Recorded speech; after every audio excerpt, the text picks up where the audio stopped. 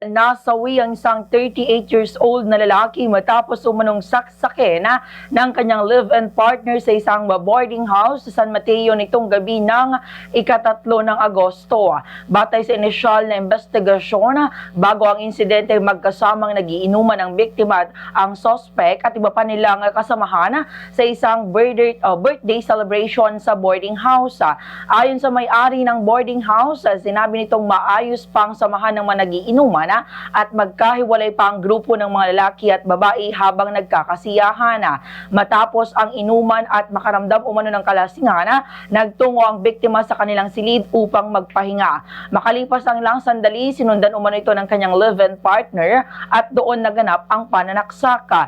Samantala sa panayam naman ng Bombo Radyo Kawayan kay Claire Ann Malilin, kaanak ng biktima, sinabi nitong matagal na umanong nagkakaroon ng alitan ng mag-live-in partner.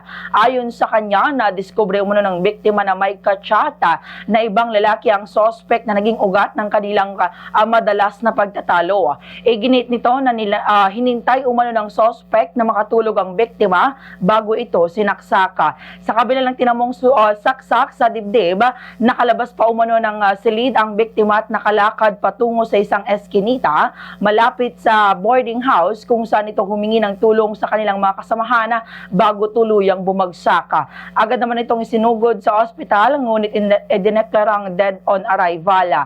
Ayon pa sa kaanak ng biktima, sumama pa umano ang suspect sa pagdadala sa biktima sa ospital at sinabing hindi nito alam ang nangyari. Sa panig naman ng suspect, ginit nitong nauna umanong magbanta ang biktima, kaya inunahan lamang umano niya ito bilang self-defense. Gayun naman isang saksak sa dibdib ang tinamo ng biktima na naging sanhi ng kanyang pagkamatay. Wala pa umanong isang taon na nagsasama bilang mag-live-in partner ang dalawa.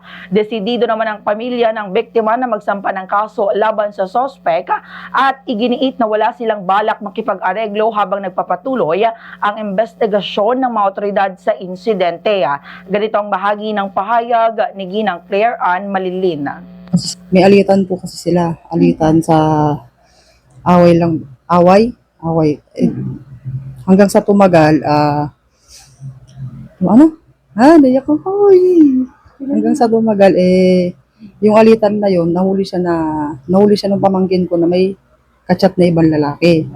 Then, nung naginuman sila, nung gabing yon, nangyari na hinintay niya na makatulog yung pamangkin ko, bigla na lang niyang sinaksak nang walang paalam.